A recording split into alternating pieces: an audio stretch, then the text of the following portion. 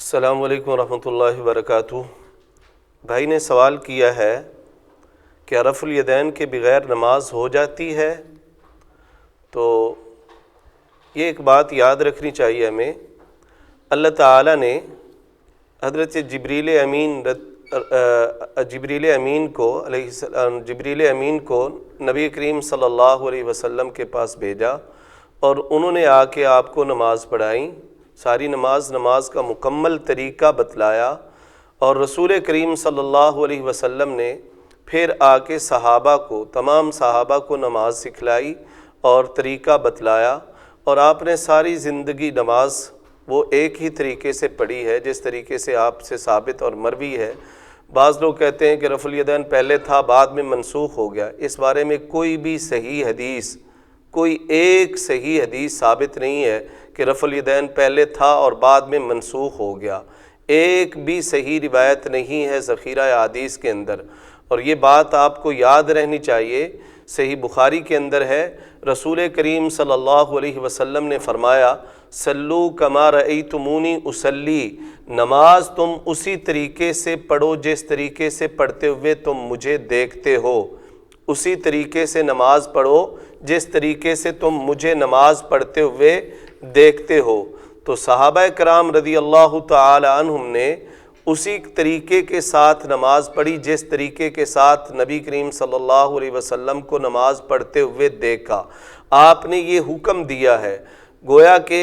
ہمارے لیے یہ لازمی اور ضروری ہے کہ ہم آپ کے طریقے کے مطابق جب نماز پڑھیں گے تو تب ہماری نماز قابل قبول ہوگی، کیونکہ آپ کا فرمان ہے من عمل عملا لیس علیہ امرنا فہو رد، جس نے کوئی ایسا عمل کیا جو ہمارے طریقے کے مطابق نہ ہوا تو وہ عمل قابل قبول نہیں ہوگا۔ تو نماز کا وہی طریقہ، مکمل طریقہ جب رسول کریم صلی اللہ علیہ وسلم کے مطابق، آپ کے طریقے کے مطابق ہم پڑھیں گے تو نماز قابل قبول ہوگی اور سنت کے مطابق ہوگی، اور اگر آپ کے طریقے سے ہٹ کے پڑھیں گے تو وہ نماز سنت کے مطابق نہیں ہوگی، وہ نماز آپ کے طریقے کے مطابق نہیں ہوگی۔ اب آپ کو میں رفع الیدین کے بارے میں بیان کرتا ہوں۔ حضرت عبداللہ بن عمر رضی اللہ تعالی عنہ بیان کرتے ہیں ان رسول اللہ صلی اللہ علیہ وسلم کان یرفع یدیہ حذو منکبیہ اذا افتتح الصلاة واذا کبر للرکوع واذا رفع رأسہ من الرکوع رفعہما کذالک۔ یہ صحیح بخاری اور صحیح مسلم کی روایت ہے۔ اس کو بخاری نے حدیث نمبر ہے 735، اسی طرح 736، 738 ان کے اندر بیان کیا ہے۔ امام مسلم کی جلد نمبر 4 ہے اور وہاں پہ حدیث نمبر جو ہے 93 اور 94 ہے۔ اسی طرح ابو داؤد کے اندر 721، ترمذی کے اندر 255، نسائی کے اندر جلد نمبر 2 122، ابن ماجہ کے اندر 858، دارمی کے اندر جلد نمبر 1 اور 285۔ امام مالک نے اس کو موطا امام مالک کے اندر ذکر کیا ہے، اور اسی طرح عبد الرزاق نے مصنف عبد الرزاق کے اندر اس روایت کو بیان کیا ہے۔ گویا کہ یہ روایت کتب احادیث کی تمام احادیث کی کتابوں کے اندر موجود ہے۔ اب آپ کو میں ترجمہ سناتا ہوں اور اس کی پھر آپ کو ڈیٹیل بتاتا ہوں۔ حضرت عبداللہ بن عمر رضی اللہ تعالی عنہ، عمر رضی اللہ تعالی عنہ کے بیٹے عبداللہ، وہ آپ کے اس دنیا سے جانے کے بعد نماز کا طریقہ بیان کر رہے ہیں۔ ان رسول اللہ صلی اللہ علیہ وسلم، وہ کہتے ہیں کہ رسول کریم صلی اللہ علیہ وسلم کان یرفع یدیہ حذو منکبیہ، آپ اپنے دونوں ہاتھوں کو اٹھاتے تھے کندھوں کے برابر، حذو منکبیہ کندھوں کے برابر، اذا افتتح الصلاۃ جب آپ نماز شروع کرتے تب دونوں ہاتھوں کو کندھوں کے برابر اٹھاتے، اور اسی طرح وَإِذَا كَبَّرَ لِلرُّكُوعِ جب آپ رکوع کے لیے تکبیر کہتے تب بھی آپ دونوں ہاتھوں کو اٹھاتے، وَإِذَا رَفَعَ رَأْسَهُ مِنَ الرُّكُوعِ رَفَعَهُمَا كَذَلِكَ اور جب آپ رکوع سے اپنا سر اٹھاتے تب بھی آپ ایسے ہی دونوں ہاتھوں کو اٹھاتے۔ اس کا حوالہ میں آپ کو پہلے دے چکا ہوں، بخاری کے اندر، مسلم کے اندر، ابو داؤد کے اندر، ترمذی، نسائی، ابن ماجہ، حدیث کی جتنی بھی کتابیں ہیں ان تمام کے کتابوں کے اندر یہ روایت جو ہے موجود ہے۔ ابن خزیمہ ہوگی، ابن عوانہ ہوگی، ابن حبان ہوگی، دار قطنی ہوگی، ابن حزم، بہقی، بغوی، سب کے اندر صحیح بخاری اور صحیح مسلم متفق علیہ روایات ہیں۔ اور یہ بیان عبداللہ بن عمر رضی اللہ تعالیٰ عنہ بیان کرتے ہیں کہ رسول کریم صلی اللہ علیہ وسلم کا یہ عمل رہا ہے۔ اور ایسے ہی ایک دوسری جگہ پہ ابن عمر رضی اللہ تعالیٰ عنہ بیان کرتے ہیں، نافع ان ابن عمر کان اذا دخل، یہ نافع ابن عمر سے بیان کرتے ہیں، کہتے ہیں کہ ابن عمر جب نماز میں کھڑے ہوتے، داخل ہوتے، کبرا ورفع یدیہ، آپ تکبیر کہتے اور دونوں ہاتھوں کو اٹھاتے، وَإِذَا رَكَعَ، اور جب رکوع کرتے، رفع یدیہ، تب بھی دونوں ہاتھوں کو اٹھاتے، وَإِذَا قَالَ سَمِعَ اللَّهُ لِمَنْ حَمِدَهُ، اور جب عبداللہ بن عمر سمیع اللہ لمن حمیدہ کہتے، رفع یدیہ، تب بھی دونوں ہاتھوں کو اٹھاتے، وَإِذَا قَامَ مِنَ الرَّكْعَتَيْنِ، اور جب دو رکعت سے کھڑے ہوتے، یعنی پہلا تشہد پڑھ کے جب دوبارہ دو رکعت کے بعد تیسری رکعت کے لیے کھڑے ہوتے، تشہد پڑھ کے اتحیات پڑھنے کے بعد جب کھڑے ہوتے، رفع یدیہ، تب بھی دونوں ہاتھوں کو اٹھاتے، وَرَفَعَ ذَلِكَ ابْنُ عُمَرَ إِلَى النَّبِيِّ صلی اللہ علیہ وسلم، اور اس بات کو ابن عمر نے نبی کریم صلی اللہ علیہ وسلم کی طرف مرفوع بیان کیا ہے کہ نبی کریم صلی اللہ علیہ وسلم اسی طرح نماز پڑھا کرتے تھے۔ رسول کریم صلی اللہ علیہ وسلم، اس کو بھی بخاری نے روایت کیا ہے، حدیث نمبر 339 ہے، ابو داؤد کے اندر ہے، یہ ابن حزم نے اس کو بیان کیا ہے، بہقی نے، بغوی نے، تمام کتب حدیث کے اندر یہ بھی حدیث موجود ہے۔ اور اسی طرح رسول کریم صلی اللہ علیہ وسلم وفات تک رفع الیدین کرتے رہے، آخری زندگی کی آخری دن تک آپ رفع الیدین کرتے رہے۔ یہ عبداللہ بن عمر رضی اللہ تعالیٰ عنہ کی یہ روایت ہے۔ یہاں پہ الفاظ ہیں، ابن عمر رضی اللہ تعالیٰ عنہ بیان کرتے ہیں، ان رسول اللہ صلی اللہ علیہ وسلم کان اذا افتتح الصلاۃ، جب آپ نماز شروع کرتے، رفع یدیہ، دونوں ہاتھوں کو اٹھاتے، وَإِذَا رَكَعَ وَإِذَا رَفَعَ رَأْسَهُ مِنَ الرُّكُوعِ، جب آپ رکوع کرتے، رکوع سے سر اٹھاتے، ایسا ہی کرتے، وَكَانَ لَا يَفْعَلُ ذَلِكَ فِي السُّجُودِ، اور آپ یہ سجدوں کے اندر یہ نہیں کرتے تھے، یعنی سجدے جب کرتے، ایک سجدے سے اٹھ کر جب بیٹھتے تو اس دوران آپ رفع الیدین نہیں کرتے تھے۔ فما زالت تلک صلاتہ حتی لقی اللہ، آپ کی یہ نماز مسلسل رہی یہاں تک آپ نے اللہ تعالیٰ سے کیا کر لی؟ ملاقات کر لی۔ تلخیص حبیر عسقلانی کی یہ کتاب ہے، اس کے اندر اس روایت کو بیان کیا گیا ہے۔ تو گویا کہ یہ اس حدیث کو ابن دقیق العید نے جو ہے صحیح کہا ہے، اور امام جو ہے ذیلی نے نصب الرایہ کے اندر ذکر کیا ہے، اور ابن حجر نے تلخیص حبیر جلد نمبر 1 صفحہ نمبر ہے 218، وہاں پہ اس حدیث کو بیان کیا ہے۔ تو بہقی کی طرف بھی اس کو جو ہے منسوخ کیا گیا ہے۔ تو گویا کہ نبی کریم صلی اللہ علیہ وسلم کی نماز مسلسل اسی طرح ہی آپ پڑھتے رہے یہاں تک کہ آپ نے اللہ سے ملاقات کر لی۔ ایسے ہی امام شاہ ولی اللہ محدث دہلوی جو ہے، جس کو کہتے ہیں احناف اپنی طرف منسوب کرتے ہیں کہ ہمارے امام ہیں، تو وہ کہتے ہیں فَإِذَا أَرَادَ أَن يَرْكَعَ رَفَعَ يَدَيْهِ حَذْوَ مَنْكِبَيْهِ أَوْ أُذُنَيْهِ وَكَذَلِكَ إِذَا رَفَعَ رَأْسَهُ مِنَ الرُّكُوعِ، کہتے ہیں جب وہ کرتے، ارادہ کرتے ان یرکع، رکوع کا، تو دونوں ہاتھوں کو کندھوں کے برابر اٹھاتے، او اذنیہ، یا کانوں کی لو کے برابر اٹھاتے، وکذالک اذا رفع راسہ من الرکوع، ایسے ہی جب وہ رکوع سے اپنا سر اٹھاتے تب بھی ایسے ہی کرتے، والذی یرفع احب الی ممن لا یرفع فان احادیث الرفع اکثر واثبت۔ امام شاہ ولی اللہ محدث دہلوی کہتے ہیں کہ جو ہاتھوں کو اٹھاتا ہے، جو رفع الیدین کرتا ہے، وہ میرے نزدیک زیادہ محبوب پسندیدہ ہے، کیونکہ رفع الیدین کی بہت ساری روایات ہیں جو کہ صحیح ثابت ہیں۔ حجت اللہ البالغہ جلد نمبر 2 کے اندر اور صفحہ نمبر ہے 434 میں امام شاہ ولی اللہ محدث دہلوی، جن کو حنفی اپنی طرف جو ہے منسوب کرتے ہیں، وہ بھی اس کو بیان کرتے ہیں۔ اور مولانا عبد الحی حنفی کا بھی فتویٰ یہ ہے، ان ثبوتہ عن النبی صلی اللہ علیہ وسلم اکثر و ارجح، رفع الیدین کا جو ثبوت ہے وہ اکثر بھی ہے اور زیادہ راجح بھی ہے۔ وَأَمَّا دَعْوَى نَسْخِهِ فَلَيْسَتْ،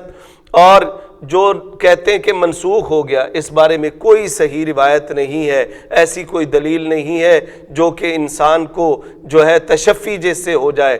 تو ایسی کوئی روایت نہیں ہے جس سے یہ پتہ چلتا ہو کہ حدیث رفع الیدین کی منسوخ ہو گئی تھیں۔ ذخیرہ حدیث کے اندر ایسے ہی بہت ساری، بلکہ رفع الیدین کرنے کی تقریباً 400 سے 500 روایات ہیں، 500 روایات رفع الیدین کرنے کے بارے میں۔ آپ جب تکبیر تحریمہ کہتے، اس پر تو سب کا اتفاق ہے، جب رکوع کرتے، رکوع کے بعد اپنا سر اٹھاتے، تب آپ رفع الیدین کرتے۔ اب دیکھیں ائمہ اربعہ میں سے، ائمہ اربعہ کو اگر لے لیا جائے تو 3 امام جو ہیں رفع الیدین کے قائل ہیں۔ امام مالک رفع الیدین کرتے، امام شافعی رفع الیدین کرتے، اور امام احمد بن حنبل رفع الیدین کرتے۔ اور عالم اسلام میں ساری دنیا کے اندر رفع الیدین کیا جاتا سوائے کوفیوں کے۔ کوفہ کے اندر رفع الیدین نہیں ہوتا تھا، کوفہ کے اندر رفع الیدین نہیں ہوتا تھا، اس کی طرف جو نسبت کی جاتی ہے تو کوفہ میں رفع الیدین نہیں ہوتا تھا۔ باقی جتنے بھی ائمہ تھے، 3 ائمہ جو ہیں وہ رفع الیدین کے ساتھ نماز پڑھتے ہیں، اور ایک کے بارے میں ملتا ہے کہ وہ نہیں کرتے تھے، لیکن جتنی بھی احادیث ہیں وہ ساری کی ساری رفع الیدین۔ اب جن کو ہم پیران پیر شیخ عبد القادر جیلانی، ان کا فتویٰ آپ سن لیجئے، رفع الیدین عند الافتتاح والرکوع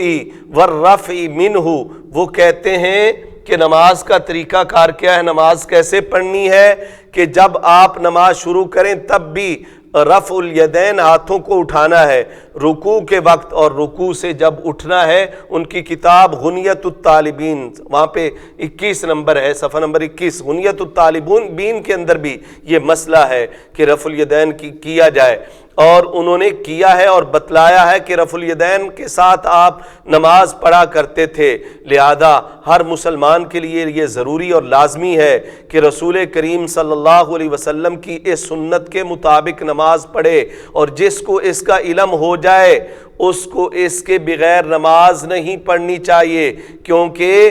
اللہ تعالیٰ فرماتا ہے ما آتاکم الرسول فخذوہ وما نہاکم عنہ فانتہوا، جو چیز تمہیں رسول کریم صلی اللہ علیہ وسلم دے دیں اسے پکڑ لو، اور جس چیز سے آپ روک دیں اس سے رک جائے۔ آپ نے ساری زندگی رفع الیدین کے ساتھ نماز پڑھی ہے۔ اب تو آپ کے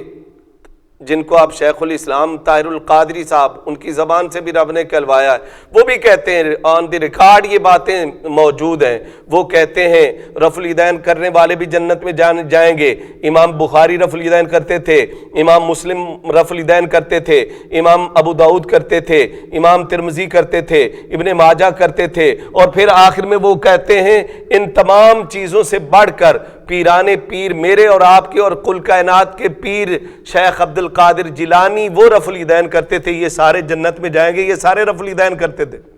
ایسے ہی مولانا طارق جمیل کا ایک کلپ آیا، اس کے اندر وہ کہتے ہیں کہ نماز اصل طریقہ جو اس کا ہے وہ کہاں سے آیا ہے، وہ مکہ مدینے سے آیا ہے، یہ پاکستان اور ملتان سے نماز کا طریقہ نہیں آ گیا ہے، اصل طریقہ وہاں سے ہے، اور ان کے پیچھے پڑی جائے۔ تو میرے بھائی ساتھی بزرگ، آپ کے پاس علم آ گیا۔ اسی طرح حضرت